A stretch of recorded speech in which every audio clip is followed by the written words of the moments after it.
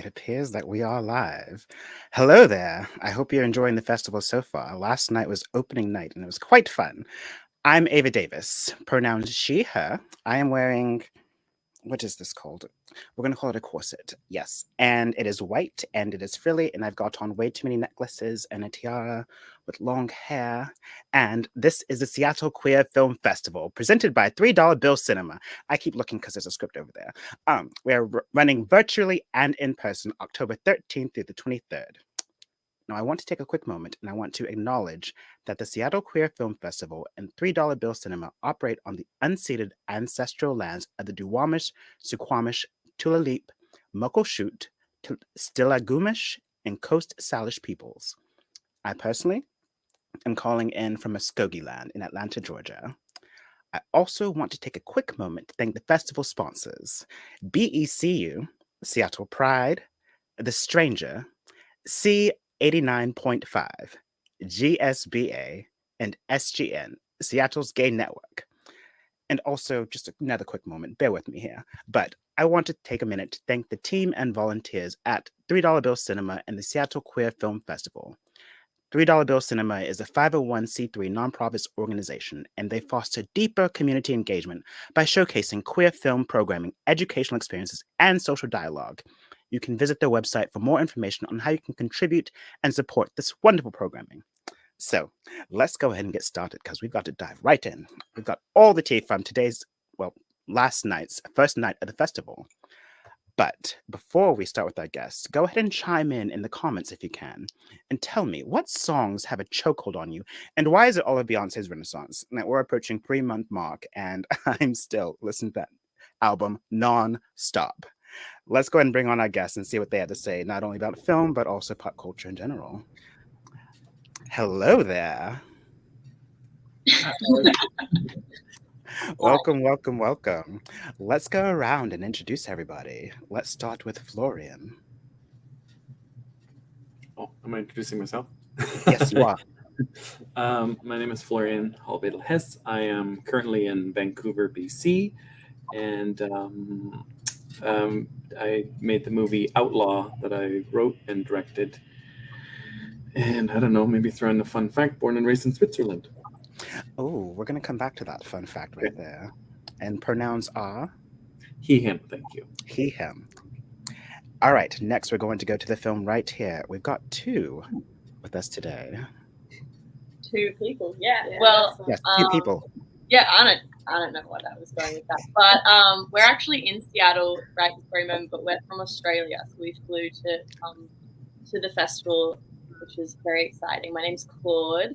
My pronouns are they, them, and I wrote and directed and co-produced right here, which is part of the Trans Shorts program, which is on tonight. Yes. Hi, my name's Zoe Shirakis. My pronouns are they, he, and I'm also clearly in Seattle. Love it so much. And last but not least, we have the director, right, of Hey Man. Hi, I'm Kai Tillman. I'm the writer-director of the film Hey Man, which will also be screening tonight at 6:45, I believe. So I'm originally I live in Portland, Oregon. Right now I'm at a hotel. This is the hotel room in Seattle. Slinky. Yeah, little European hotel room. And yeah, I am happy to be here. So thanks for having me. I'm happy to have all of you on today. I love filmmaking. I'm a filmmaker myself. And I want to go around and just start a general conversation. Just chime in when you feel like it. But what compelled you to tell the stories that you did? And anybody can chime in. It's just a free-flowing conversation. Although clearly not that free-flowing, is it? No, it can be. I feel like we're all so polite. I'll go. Just jump in there. Okay. Claud, what inspired you? What inspired me, us? Well, right here is a film that is a love letter to my younger self, because it's about a younger self meeting their older self. So what inspired me was wanting to make something feel my younger self. And like the actual story is that I did a Reiki session. I'm not sure if you've ever done Reiki before. It sounds interesting. I don't know if it's like that every time. It was the first time I ever did it, and I spoke to my younger self in it. Apparently, I don't really know how that worked, but I just like came out of the session and then wrote the conversation down, and then I wrote the script, which is not usually my writing process. Usually it takes like 9 months and a million drafts, but apparently a Reiki session with some crystals, and I was like, and there was a storm outside. It was wild. So God. Okay.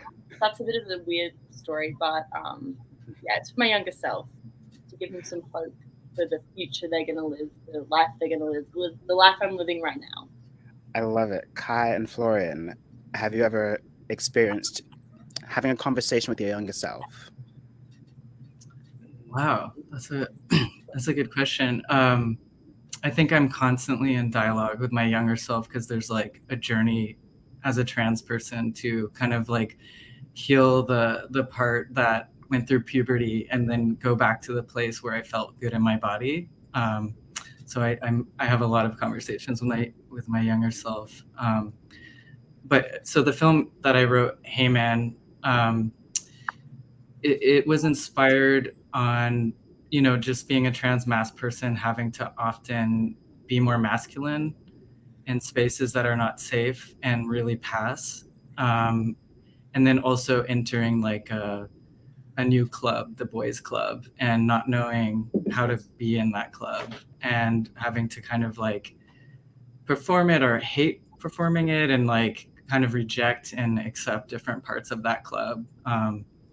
And so the film, yeah, that was sort of what inspired that, is like this like world of socialization that's so intricate and complicated. Isn't it though? That's for me at least, it's been one of the different processes of transitioning, is navigating these social worlds that are new and scary, and I guess we're all learning them for the first time as we transition. And there's a point in all of these films that I want to come back to, but let's go ahead and hear from Florian. And if you can remember the question I asked you, then 10 points to Gryffindor. Have I ever, or do I find myself talking to my younger self? I don't know that I have, but I'll kind of just loop in what Kai was saying in terms of, what we talked about what compelled me to do this movie, because as a queer but cis man, I'm in a relationship with a non-binary trans person who is Luna, who's in my movie. So the purpose, or I think the reason why I wanted to tell that story foremost, is because I wanted to have a character that we don't necessarily have to always explain, it's a trans person, it's a non-binary person, or they're having a non-binary trans experience, and that can just happen without making it about that. So story was the most important part for me, and two characters coming together that ended up being a queer relation simply because of the cast and who we have in there. So it was mostly about, what Kai was saying too, it's so tough to fit into all these boxes and these clubs, and, how do you do that, and how to make something where the whole movie is kind of just a club and everyone is accepting it for, what it is, and is okay to be within those boundaries, even though I hate boundaries myself. Kind of, we always put ourselves in boxes, and you kind of have to in society, but then they're so restrictive in so many ways. So that's kind of where that started, I guess. I love all of these answers. And so I had the opportunity to watch all of your films, and absolutely amazing. If you're watching this programming in general, please watch the shorts block tonight. It is quite marvelous. I absolutely loved them. I was crying, I was laughing, I was feeling things and healing my own inner child and having conversations. But what I noticed, a theme that emerged for me was this, bear with me here because it's something I've been working on my entire life, but the idea of liminality, like this in-between place that I feel like queer people seem to inhabit. And what I loved about each one of your films is that we're past the point of trying to explain, like, what a queer or trans person is, and we're diving into like character work really and exploring what do these things mean. So your experiences in being in this in-between place, it's not really a question so much as you have any comments or thoughts. And it's a very broad and lofty question, I guess. I know all the thinking faces are like, how do I answer this on the fly? Well, I've had so much time to think about it. But for example, in Hey Man, for example, and I found myself crying at this moment where the main protagonist is also crying and just breaking down of trying to navigate this in-between space and the difficulty of that. Yeah. That I work in the gig economy. I'm an audio engineer professionally, and so I'm often in these in-between spaces of having to like mute myself, and I think the character was sort of created from that experience of having to like, I can't share my history, I can't, and I'm only in these spaces with people for a short amount of time, and it's not enough time to get to know me or to know if they're safe or not to be out as trans. And I think often trans mask folks can have more privilege in deciding whether to be out or not out. And I can, sort of quiet that. And sometimes it's really toxic and I have to come home and like almost do a lot of like almost Reiki kind of energy work to like clear this environment that I can't be a person, be myself. And so there's a lot of that navigating of like queer and safe trans space and then straight heteronormative space and kind of doing that dance, especially folks that work in the gig economy. It's really challenging. Yeah. Oh, I love all of that. We're going to pivot a little bit because I seem to have stumped all of you with that question. But unless Claude or Florian or Zoe, anyone? I mean, yeah, I think on what you were just saying, Kai, it's so interesting being a trans person who is binary to an extent. Like I'm trans masculine, so I sit closer to one end of the binary, but I'm not quite binary. And so it's this weird, like, I get that liminal space feeling. Like it's this weird. Sometimes it's hard to describe. Power, but sometimes it feels like the greatest burden, and it's very sad. But like at an airport, for example, I know if I don't open my mouth and people don't hear my voice, I'll pass the guy. And so to make my life easier, I'm not going to open my mouth. That part right there. To deal with what comes after they realize I'm not, So it's like it's this weird thing that sometimes feels like protection, and then sometimes it's just so fucking depressing, because it's like, what? How come I have to not open my mouth? That sucks. It was for me, one of the most stressful parts of transitioning is like, oh my God, like how am I going to be perceived and navigating opening my mouth? Yeah. I find it confusing because I like to be in the transient space because I'm non-binary and I like to be outside of the binary or just like a floating blob. So I like the transient space, and then it's confusing when someone plops you in the binary somewhere, and I like the transient. I keep saying it, I like the transient. I space. just wish we all got to exist in that.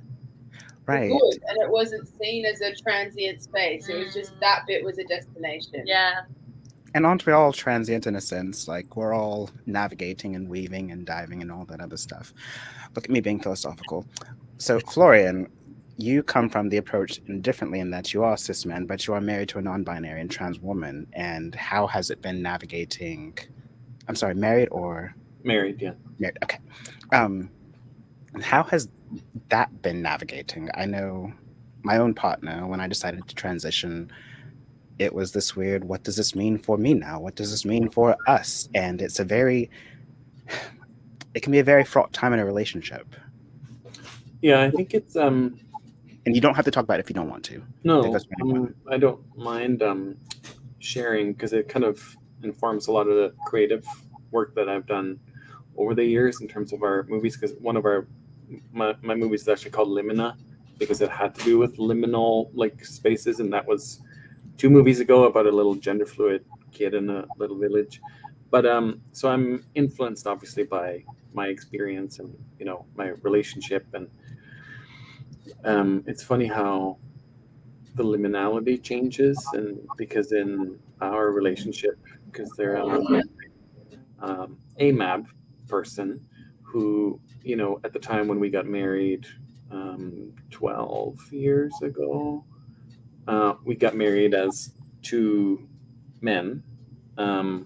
I was always pansexual, but then over the years, as they've come into themselves and realizing that they're trans, and what does that mean, and through their work realizing that there is a non-binary space, it's just not, we sometimes, or trans people have to create it, and sometimes you have to make that space because it's not part of society, whether it's check M, check F, well, there needs to be something else.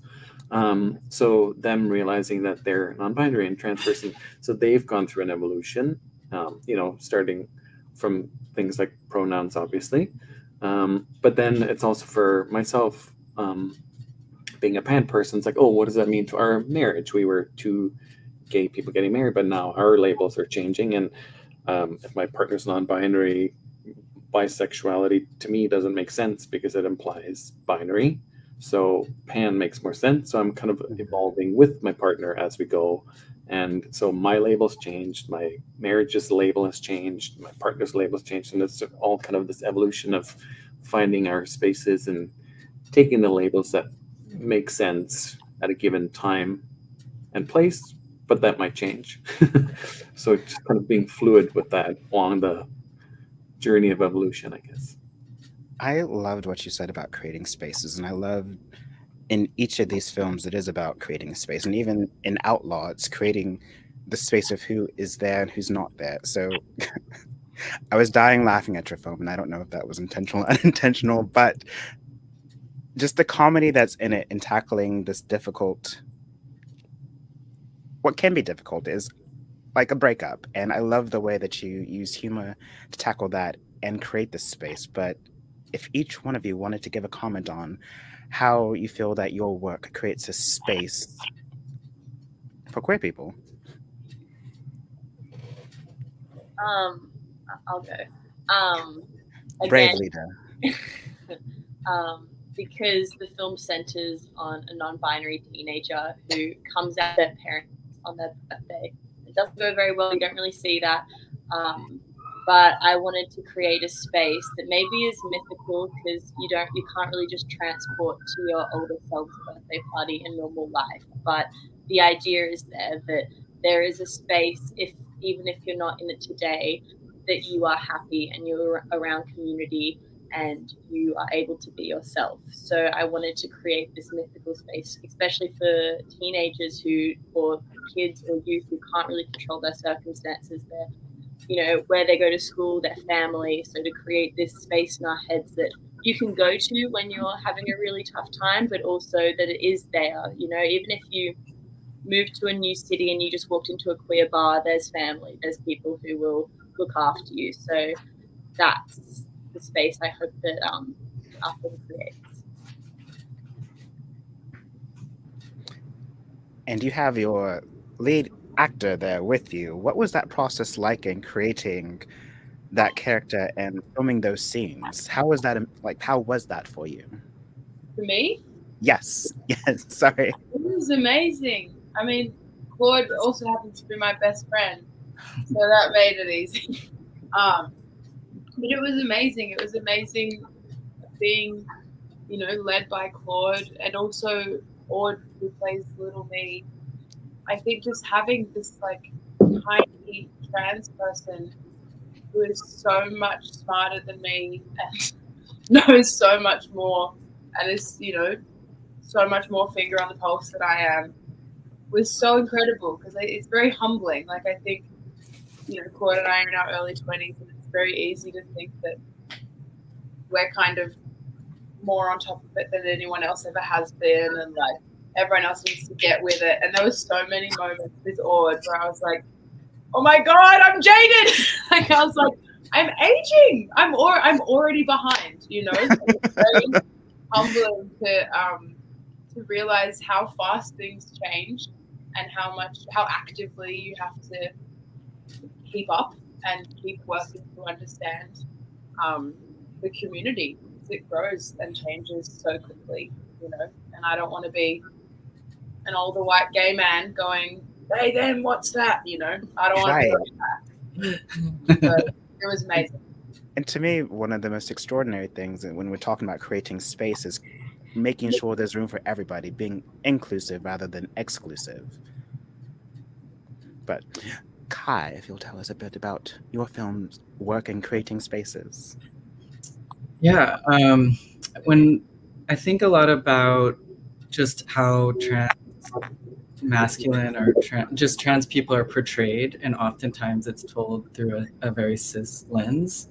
And it's, this is a thing people say over and over. But it's so true. It needs to be repeated many times. Right. It's like it's always a trans tragedy, and it's often focused around like the reaction that cis people have to a trans person coming out or changing, and it's sort of like we're really like leaning into that reaction and like what the cis person's experience is, and then there's this sort of messaging of like the trans person is broken or there's something wrong with them, and like it's just this really subtle like language that's happening. And so I wanted to create something that was through a trans gaze. Like, we're looking at cis people as the ones that are broken, and the ones that the trans characters, there's nothing wrong with them. Like, they're like attractive, like they're well adjusted, and their issues that they struggle with is cis heteronormativity. And so I think that like creating this space where we keep reversing this and looking at cis hetero normativity culture, and like and that's where we like I think that's where the stories should be told from that perspective. To kind of make, not even normalize, but to give this, it's like not for, I made this film not for cis people. I didn't make it to educate them. Yes. That's what I mean about the next phase of like queer storytelling, is like there are stories for us in our community. And it's nice when other communities can gaze in, but first and foremost, it's telling the stories that we want to see. Exactly. Not a 101. Exactly, that part right there. Florian, the spaces that you create with your work. It's a very vague question, I know, and you've been doing this for a minute, so you're quite a catalog of work. I think I always, I work in the film and TV industry kind of as the day job when I'm not making my own stuff. But everyone, in the industry always talks about, we have to have the right people in the room, and how do we create stories that reflect, other people's experiences. And to do that, you have to have, the people in the room early on, so that as a cis man married to a trans person, I'm still, my early discussion with Luna. I wrote the script specifically for Luna, so that was kind of unique, and I already have kind of their voice and their sound in my head when I write the dialogue for their character, but they're always early on involved in it. And I think it's important for someone like me to know when I can speak to something, or let me get another perspective about the character, Or similarly with a movie that I did previously, Henry's Heart, which is with an Indigenous lead, and we had a couple of Indigenous actors in it. It's important to have the consultant there because I am not an Indigenous person, but it can help elevate and create a space where those stories can be told with that perspective in mind. So I think it's about just not feeling too precious about what I think it should be, but involving other people who know more than me. And I do that in many other ways in terms of bringing the people together to create something. You want to get the best people involved because I can't do it and I shouldn't be able to do it. So I always try to get the best people involved in every facet, I guess. I love all of that. Every single bit of it. You all are so amazing and your work is phenomenal. And I'm going to reiterate this again for our listeners. Please watch the shorts programming tonight. All right, let's kind of go to the next topic. And this is kind of leading us into the end of things because unfortunately our time together is coming to an end. But what do you hope that audiences take away from your film? And I know that we've been going around and around this question, but really nailing it home. And starting with you, Florian, what do you hope that the audience takes away from your film? I think you mentioned that you were laughing. I think that was kind of the intent, to just make people laugh. I wanted to create a space that was absurd, a moment in time. It all takes place in a car or kind of around the car. So there's the space that we've created was very claustrophobic, and two big personalities talking about two different things, but coming together and, to some sort of resolution. It was hilarious. Yeah, so I want people to just kind of enjoy, and I think part of creating space is, and the power of movies and cinema and having, going to movies, is that it creates a space where you can just be in the moment. We all bring our own experiences to it, so I just want people to enjoy and take the characters for who they are, and it's a human story at the end of the day, and I think all of our stories are kind of human and should be shared, and everyone, I think, can relate. I think that's a beautiful part of it. Someone who's cis can watch my movie and relate to the trans character just because there's a humanity there and we all share so many things. So it's commonality and laughter, I guess, I hope to bring with that. I love it. A spoonful full of sugar helps the medicine go down. Laughter always does that. Kai, if you wouldn't mind telling us, so what do you hope that people take away from your film? So I think a lot about just how male socialization works. And when I made this film, I kind of had in mind that it would not just trans men would relate to it. I felt like anyone who went through the factory of male socialization could relate to this. And I think also people who don't fit in as masculine men in those environments, and had to grow up and change themselves. And I think that trans people, I think it's really fascinating, get to have this really special, almost anthropological lens of gender, and are able to relay this to the rest of the world and say, hey, I was raised this way and I got to step over onto this team, and now I have all this information that's empirical, and this is what we need to change as a society, because this is not just in our imaginations. This is a real empirical evidence based on stepping over sides. And so I hope that it's just, part of that process of being, a informant, gender informant, and that the film is sort of that. I don't know. I don't have a very eloquent thing to say about specifically the film, but more just let's shift as a society. No, I love that. That's perfectly eloquent enough. It's beautiful. The team over at, why can I not remember anything right now? Right here, there we go. Well done. I think what Kai was saying before about not making something to necessarily educate. I think something that was really important is that end of the day, it doesn't matter if you don't get it, if you don't understand pronouns, if you don't understand what a trans person exactly, like, you don't need to understand it. It doesn't, go do your research, try your best, but you don't need to. Just respect what someone's telling you. If they're saying this is my pronoun, if they're saying this identity, you just take it for what it is. You don't challenge it. You don't get defensive because you're scared of offending, because you're scared of, you know, not being right. Just be wrong, learn, give space. And I hope that for any audience, especially cis audiences, and for people who are scared and don't really understand things, that's okay.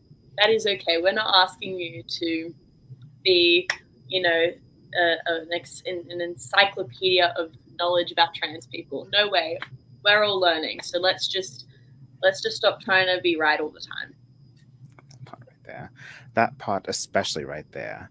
We're going to do two more things. First, you all are going to tell me what you're working on next so that we can keep our audience viewers abreast. And then we're going to play a little game after that. So, Claud and Zoe. I keep pronouncing that wrong. I am so sorry. That's all right. So it's fine. What are y'all working on next? I'm doing Ironheart, which is a Marvel. Hold on one more. Like, I believe we acting, lost sorry. you for just a little bit. Sorry. I'm acting in a Marvel show right now. Yeah. Amazing. Are you allowed to say which one? Gotcha. Ironheart. I signed the same NDAs. Shouldn't talk about them. And Claude? I guess bringing right here to the world. We're going to New York next week at New Fest, and then we're at Purple, which is an organization in Australia that provides support and advocates for queer youth, and partnered with us and gave us a lot of money for this film, which was amazing. Is going to help us bring right here to schools around Australia, so that, you know, teenagers in schools can, if they're in a situation where they are not around queer community, they can see this and again go to that mythical space that I was talking about. You're going to make me cry. Kai, what are you working on next? So I'm going to create like a sort of palette cleanser that's in between like my next project that's going to be much bigger and probably a feature. And it's going to be like a 10-minute short comedy about a trans guy who gets he has top surgery and then gets a tattoo cover up that is so awful that his partner loses their boner for him. And it just becomes this spiraling like comedy of errors. I'm here for it already. So that's all I have to say about it. But I'm finishing, or I'm going to complete a feature is kind of the long-term goal. Yes. And Florian? I'm just finishing a feature script that I'm hoping to shoot next summer. And it's kind of a reimagining of Thelma and Louise, but with a trans person and a woman in her 60s. So I'm writing it for Luna and a friend who's an actor. So it's kind of road movie Thelma and Louise, but moody and funny. But we'll see how it turns out. I am here for it. Good luck on financing and all that. Alrighty. Excuse me. We're going to pivot just a little bit and we're going to play a quick game. It's a quick round kind of game, and I'm going to give you two options. We'll just go circle mode. So we'll start with Claude, Zoe, Kai, and Florian. How does that sound?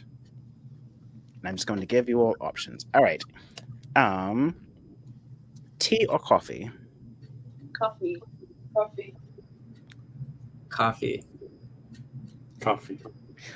Agreed. Coffee, definitely. Mountain or beach?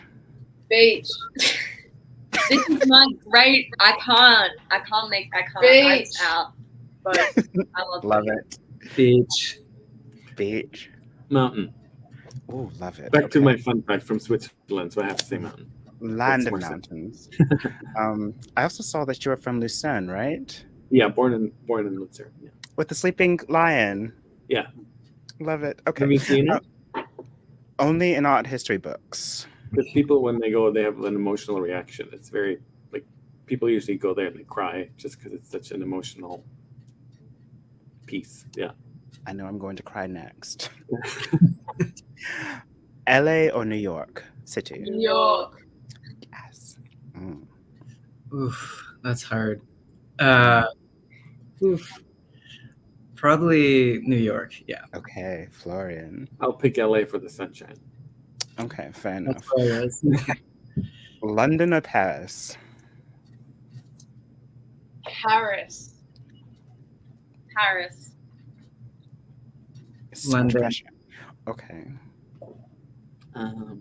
Paris. Okay, all right. Kai, it's okay. We're all here with you in spirit. Vegetable or fruit? Vegetable. Veggies. Fruit. Fruit.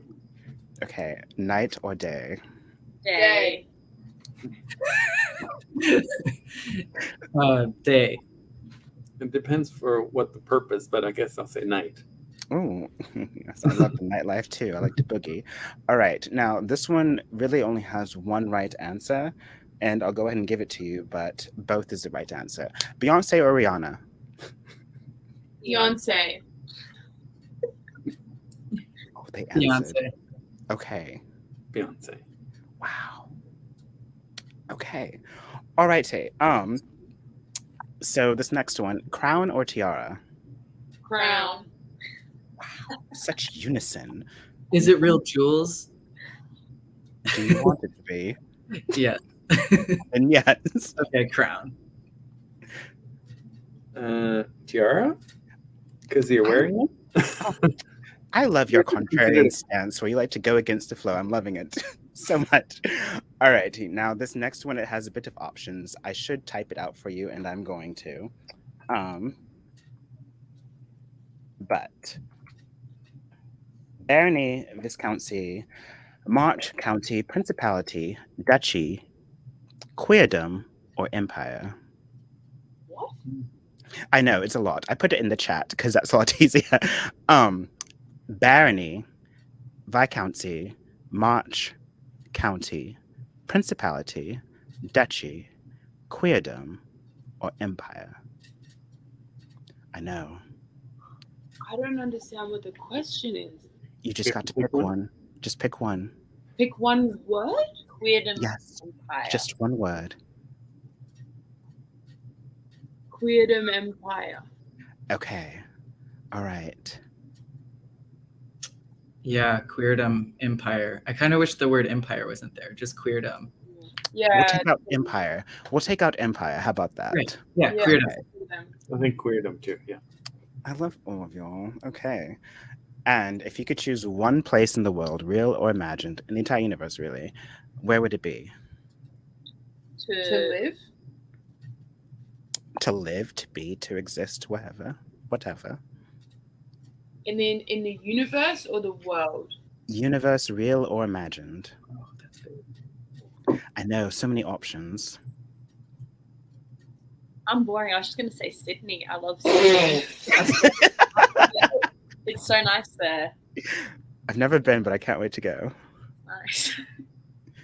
Like either northern New South Wales, which is like north of Sydney, or ancient Greece.